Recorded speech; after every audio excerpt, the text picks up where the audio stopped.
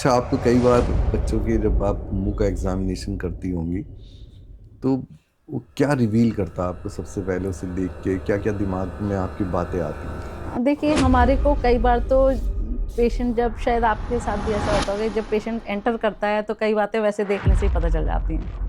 अच्छा, बहुत सारे बच्चों को अंगूठा चूसते हैं, तो जी। किस एज पे उन्हें आपके पास आना चाहिए या उसमें उसी टाइम के साथ छोड़ देते हैं? देखिए ऐसा होता है कि 1.5-2 साल में बच्चे आता है, पेरेंट्स को सब तब चिंता होती है। कुछ हमारे पेरेंट्स के लिए कोई मैसेज देना चाहेंगी जिससे उनके बच्चों के दांत, उनकी स्माइल, उनका लुक हमेशा अच्छा रहे? देखिए मैं तो यही कहूँगी कि डेंटिस्ट्री अब जो है फ़ियरफुल डेंटिस्ट्री नहीं, अब तो चीयरफुल डेंटिस्ट्री हो गई है अब।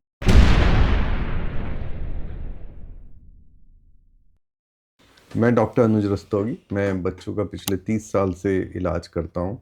और मैं, क्योंकि हमारे यहाँ बच्चे उम्र के साथ उनकी प्रॉब्लम्स चेंज होती रहती हैं, और अक्सर हमसे सवाल पूछा जाता है अगर बच्चे के दांत टेढ़े मेढ़े हो गए या थोड़े आगे आ गए हैं कि अब क्या करें। और जब हम सजेस्ट करते हैं डेंटिस्ट के पास तो उनका एक जवाब होता है कि अभी तो ये छोटा है, जब ये बड़ा हो जाएगा, इसकी ग्रोथ पूरी हो जाएगी, तब हम डेंटिस्ट के पास ले जाएंगे इसको।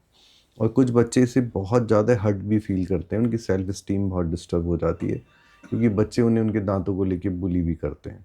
तो आज मेरे पास इसी टॉपिक पे थोड़ी अवेयरनेस करने के लिए डॉक्टर नीलिमा आनंद हैं, जो यहाँ की सीनियर ऑर्थोडोंटिस्ट हैं। मैं उनसे कुछ सवाल पूछूंगा जिससे आपको इसका करेक्ट अप्रोच पता चलेगी। मैम, सबसे पहले आप मुझे बताइए कि कुछ बच्चे ना माउथ ब्रीदिंग करते हैं। जी। एडिनॉइड्स बच्चों में बहुत कॉमन है और 6 साल की उम्र पे वो पीक कर जाते हैं। और अब कुछ लेटली तो बहुत ही ज़्यादा कोरोना के बाद एडिनॉइड्स की प्रॉब्लम देखने को मिल रही है। जी। तो क्या माउथ ब्रीदिंग से बच्चे की फेस की शेप चेंज हो जाती है? जी, ये माउथ ब्रीथिंग हैबिट जो है वो बच्चों के डेंटिशन को काफ़ी अफ़ेक्ट करती है। इसके कई सारी वजह होती हैं माउथ ब्रीथिंग की। एक तो यही होती है कि अगर उसकी नाक के रास्ते में कोई प्रॉब्लम हो, कोई पॉलिप हो, एडिनॉइड्स हैं या बहुत ही नैरो अगर उसका पैसेज है, नेज़ल पैसेज है, तो बच्चा अ मुँह से ही साँस ले पाता है, नाक से ले नहीं पाता। उससे क्या होता है जब मुँह की प्रॉपर सील नहीं बन पाती है तो प्रॉब्लम क्या होती है कि ऊपर के दाँत आगे आने लगते हैं, पैलेट ऊपर उठने लगता है और पूरी की पूरी आर्च नैरो हो जाती है।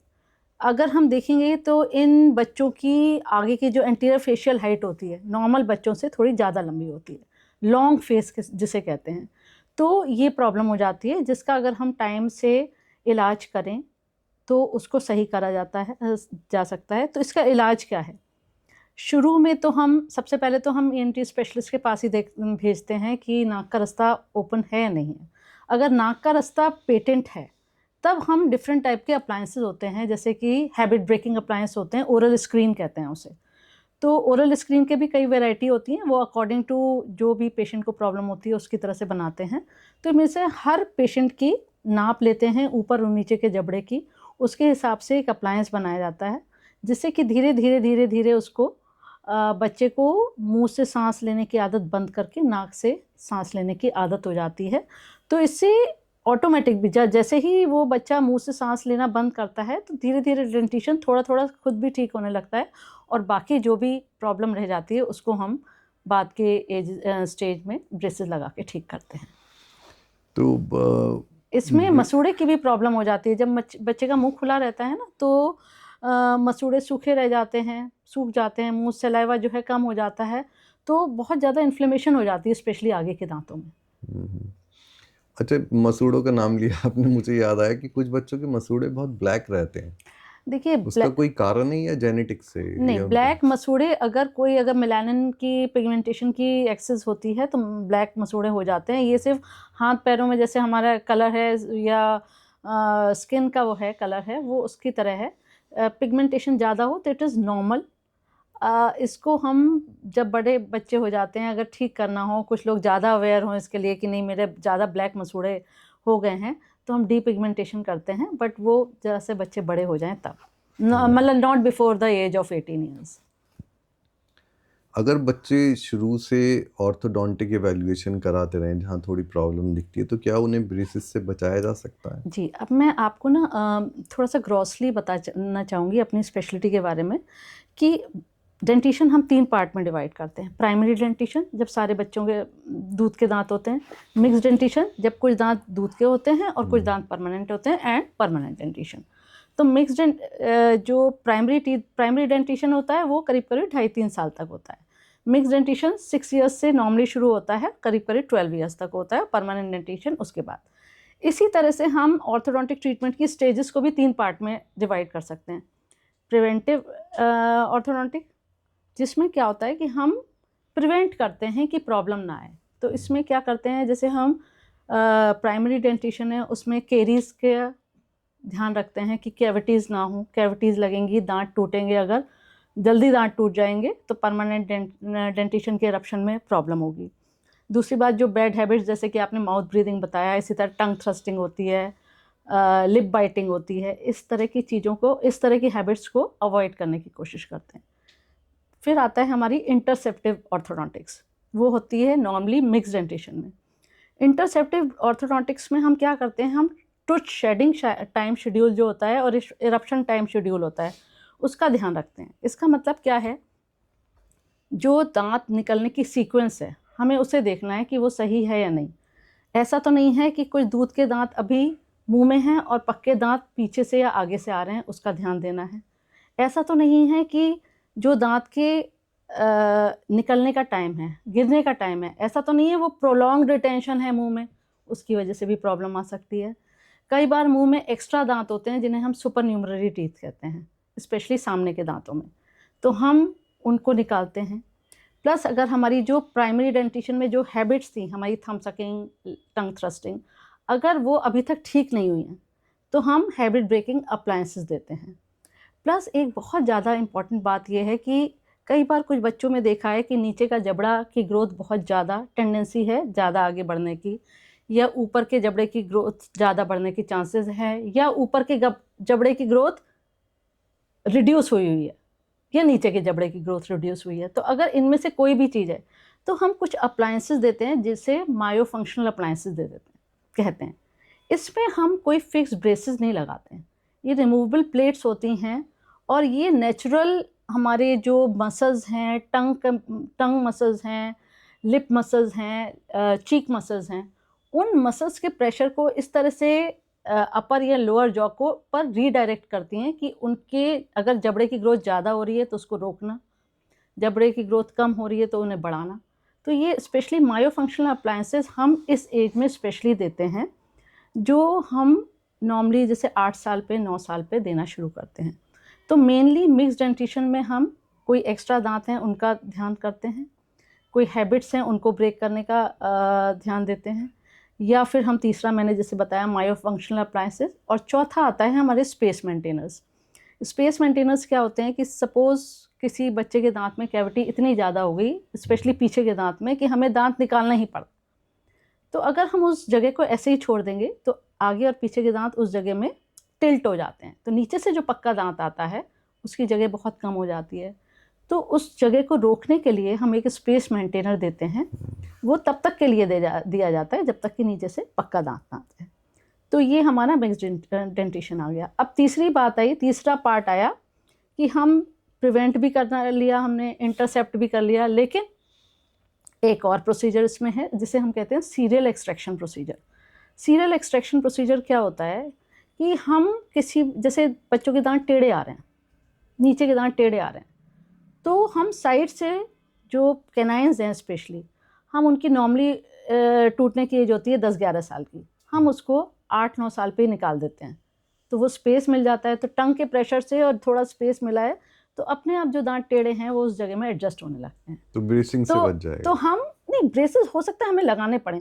एक तो तरीका ये है कि हम प्रॉब्लम को बहुत बढ़ा लें और फिर उसको ठीक करें, या हम कि स्टेप्स वाइज चलते रहें, उसे करेक्ट करते रहें, जिससे कि जो बाद में जो अल्टीमेटली जो प्रॉब्लम आएगी वो बहुत कम आएगी।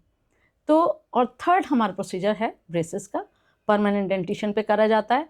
वो हम जब परमानेंट टीथ आ जाते हैं, कुछ अर्ली ग्रोअर्स होते हैं 11 साल में भी शुरू कर देते हैं, क्राउडिंग के केस में हम 11 साल पे भी कर देते हैं, 11, 12, 14, लेकिन 12 साल पे अगर आपको बच्चे के पेरेंट्स को प्रॉब्लम दिख रही है तो उस समय दिखा लेना चाहिए। वैसे हम जो ऑर्थोडोंटिक कंसल्टेशन फर्स्ट हम जो कहते हैं हम 7 ईयर्स पे कहते हैं। अच्छा, 7 साल पे एक बार हर बच्चे को जरूर दिखा ऑर्थोडोंटिक देना चाहिए, बिल्कुल कंसल्टेशन लेनी लेनी चाहिए। चाहे हम उसमें कुछ ना करें, कई बार होता है कि हम पेरेंट्स को कहते हैं रिकॉल चेकअप 1 ईयर पे बुलाते हैं या 6 मंथ्स पे, तो हम पूरी फाइल बना देते हैं और उसमें हम फोटोज खींचते रहते हैं कि इस स्टेज पे ये है, या कोई ग्रॉस प्रॉब्लम उसमें दिख रही है तो उसको हाथों हाथ सॉल्व करते रहते हैं।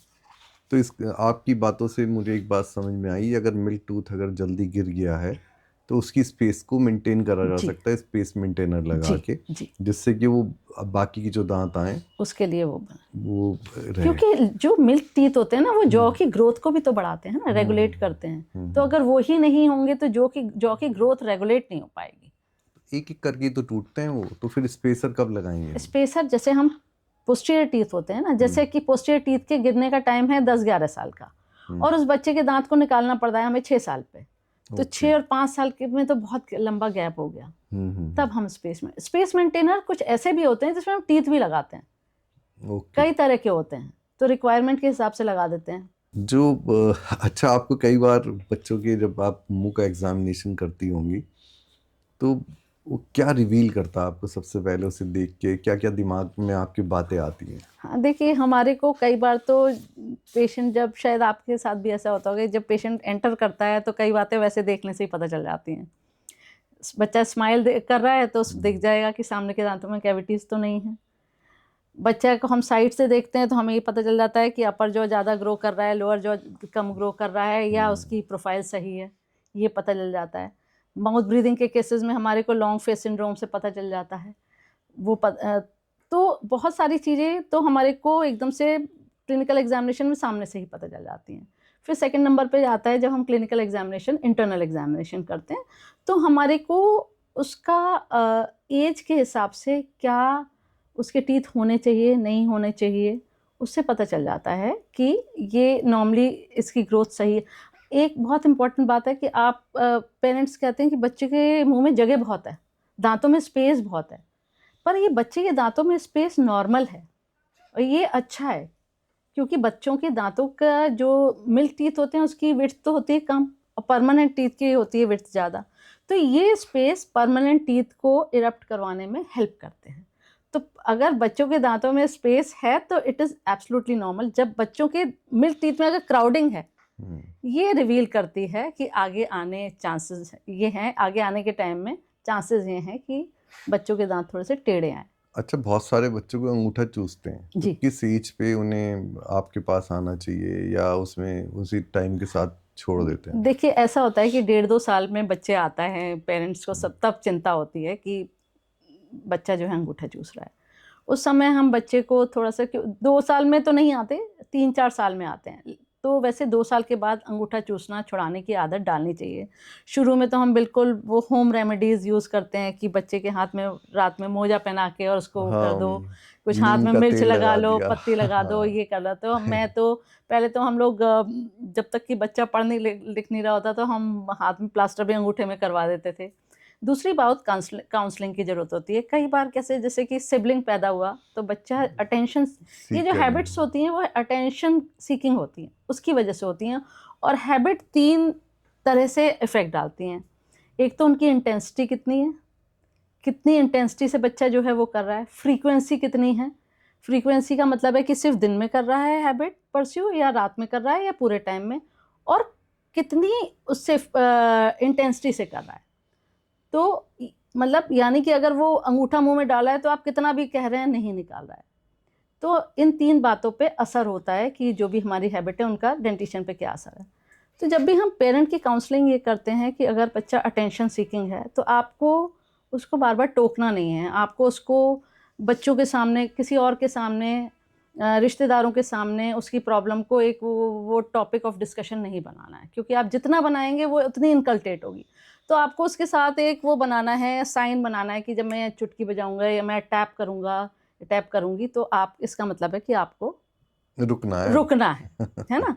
तो उसके बाद भी अगर बच्चा नहीं वो कर पाता, पूरी कोशिश के बाद भी, देखिए बच्चा अगर स्कूल में नहीं कर रहा है तो इसका मतलब कि वो नहीं क्योंकि वो चाहता नहीं कि दूसरे लोगों को बताए। हम्म, तो इसका मतलब वो विलिंग है छोड़ने के लिए, वो कर नहीं पा रहा है। रहा तो हमें असिस्ट एक तो काउंसलिंग करके करना है, और फिर भी नहीं हो पा रहा, then we give hybrid breaking appliances. Okay. अच्छा, ब्रेसेस से और क्या क्या कर सकते हैं हम? देखिए, ब्रेसेस से तो हम, आप सबसे पहले तो क्राउडिंग के केसेस, जो बहुत दांत टेढ़े मेढ़े हैं, दांत बाहर निकले हुए हैं, ऊपर का जबड़ा बिल्कुल कॉन्स्ट्रिक्टेड है, मतलब कुछ अच्छा, एक और बड़ी चीज़ जो है ब्रेसेस से, जो बहुत नेग्लेक्टेड चीज़ है, हम कहते हैं इसे ट्रॉमेटिक बाइट। ट्रॉमेटिक बाइट क्या होता है? यूजुअली जब हम ऊपर और नीचे के दांत मिलते हैं तो इस तरह से मिलते हैं, आगे पीछे और ऊपर नीचे गैप होना चाहिए। तो कई बार क्या होता है कि हेरिडिटी की वजह से या किसी और वजह से नीचे और ऊपर के दांत इस तरह से बाइट की प्रॉब्लम्स होती हैं। तो इन बाइट की प्रॉब्लम का पूरा असर हमारे यहाँ जो जॉइंट होता है, जॉ जॉइंट पे जाता है। तो जॉ जॉइंट पे इसका इफेक्ट पड़ता है। जो यंग एज में तो इसका इफेक्ट मतलब ठीक हो जाता है, हम यंग एज में तो कोई भी चीज़ हम उसको एडजस्ट कर लेते हैं, लेकिन जैसे जैसे एज बढ़ती है, 40s में उसमें जाते हैं, तो ये जॉइंट की प्रॉब्लम बढ़ती रहती है। कई लोगों को आपने सुना होगा कि यहाँ कान के आगे बहुत दर्द है, और ये प्रॉब्लम कई बार डेंटिस्ट तक पहुँच ही नहीं पाती हैं, वो न्यूरो फिजिशियन पे पहुँच जाते हैं, ENT के पास पहुँच जाते हैं। तो ये जॉइंट की प्रॉब्लम भी ऑर्थोडोंटिक ट्रीटमेंट की वजह से ठीक कर सकते हैं। एक होता है स्लीप एपनिया। स्लीप एपनिया के केसेस भी, यंग जो शॉर्ट माउथ है, लार्ज टंग है, सोते वक्त इस तरह से स्लीप, उस समय खराटे लेते हैं लोग, तो उसमें भी हम ऑर्थोडोंटिक ट्रीटमेंट से हेल्प कर सकते हैं। आपने TM जॉइंट की बात करी, और सभी बच्चे लगातार गिरते रहते हैं और यहाँ उनकी चिन पे थोड़ी कट जाती है, चोट लग जाती है, तो क्या उस समय भी एज ए पीडियाट्रिशियन हमें या फैमिली को मतलब ये ध्यान रखना चाहिए कि उस समय ऑर्थोडोंटिक चेकअप हो गया, इसके TM जॉइंट पे तो फर्क नहीं मतलब पड़ेगा, आप या ये कह रहे हैं कि अगर वो गिर गए, गिरते देखिए ही रहते हैं, आपने एक थोड़ी लग बहुत ही गई अच्छा उनकी। क्वेश्चन पूछा है। क्या होता है कि ये जब थोड़ी के बल बच्चा गिरता है, तो इसका ट्राइपॉड इफेक्ट पड़ता है थोड़ी पे और हमारे दोनों जॉइंट पे, ठीक है। तो इसका जॉइंट इस एक तरह का यहाँ का फ्रैक्चर होता है, इसको गार्ड्समैन फ्रैक्चर कहते हैं हम बड़े लोगों में। क्या होता था, नाम इसलिए रखा है कि जैसे गार्ड्स की लंबे टाइम तक ड्यूटी लगती थी, वो खड़े खड़े गिर जाते थे, यहाँ थोड़ी पे चोट लगी और यहाँ पे, ये बड़ा कॉमन था, तो इसका नाम ही गार्ड्समैन फ्रैक्चर हो गया। तो अब छोटे बच्चों में क्या इफेक्ट पड़ता है कि जब थोड़ी के बल गिरे, उनके यहाँ का जॉइंट अगर फ्रैक्चर हुआ तो वो कई बार पता नहीं चलता है। तो इसमें हमारे को पेरेंट्स को तुरंत दिखाना चाहिए, क्योंकि अगर फ्रैक्चर है, कई बार हम वैसे ही एग्जामिनेशन करके या एक्सरे करके पता करते हैं, धीरे धीरे क्या होता है कि मुंह खुलना बंद हो जाता है, यहाँ पर ब्लीडिंग हुई और ब्लीडिंग में ही यहाँ पर ही बोन बननी शुरू हो गई। तो ये जॉइंट हमारा जो ये घूमता है, इन दोनों के बीच में बोन बन जाती है। तो बोन बन जाती है, धीरे धीरे मुंह खुलना कम होता जाता है। तो ये अलार्मिंग साइन है। अगर मुंह खुलना बंद है तो कुछ मेडिकेशन से, कुछ और ट्रीटमेंट से या सर्जरी से इसे ठीक करना चाहिए। वरना क्या होता है कि ऊपर के जॉ की तो ग्रोथ होती है नॉर्मल, नीचे के जॉ की ग्रोथ कम हो जाती है। इसको हम श्रू माउथ कहते हैं। बच्चे का माउथ श्रू माउथ, चिड़िया होती है उस तरह से होता है कि ऊपर का मुंह तो बिल्कुल बाहर सही हो गया और नीचे का मुंह इस तरह से श्रू चिड़िया की तरह हो गया। तो ये बहुत ही अलार्मिंग चीज़ है। अगर बच्चे के ठोड़ी पे चोट लगी है तो एग्जामिनेशन ज़रूर करवाना है, और ये ज़रूर देखना है कि उसका मुंह खुलना तो बंद नहीं हो रहा। अगर मुंह खुलना बंद हो रहा है तो इसका मतलब कहीं ना कहीं जॉइंट में चोट लगी। जी, थैंक यू मैम। आप कुछ हमारे पेरेंट्स के लिए कोई मैसेज देना चाहेंगी जिससे उनके बच्चों के दांत, उनकी स्माइल, उनका लुक हमेशा अच्छा रहे? देखिए, मैं तो यही कहूँगी कि डेंटिस्ट्री अब जो है फियरफुल डेंटिस्ट्री नहीं, अब तो चीयरफुल डेंटिस्ट्री हो गई है। अब जो नई तरह के सारे इक्विपमेंट्स और नई तरह की टेक्निक हो गई हैं, तो खुद भी ना डरें और बच्चों को टाइमली लेके आएँ, जिससे कि हम बच्चे, देखिए prevention is better than cure, ये सभी लोग जानते हैं। तो हम अगर प्रिवेंट कर सके किसी भी चीज़ को तो वो ज़्यादा अच्छा है। तो सबसे ज़्यादा इम्पॉर्टेंट 2-3 टिप्स हैं। आप जो है हाइजीन का ध्यान रखें, दोनों टाइम ब्रश करवाएं, जंक फूड से बचें, और ईयरली चेकअप, अगर आप 3-4 साल भी आपने लगातार ईयरली चेकअप करवा लिया तो आपके मुंह से जितनी भी डिसीज़ेज हैं वो इरेडिकेट हो जाएंगी। तो ज़्यादा अच्छा है timely intervention, and medical store से जो अपने रिश्तेदारों से पूछ के वो इलाज ना करें, ना अंडर मेडिकेशन करें, ना ओवर मेडिकेशन करें. जी these are my tips. Thank you ma'am, thank you for the thank you. आपने इतना टाइम दिया. हाँ, थैंक यू. Thank you.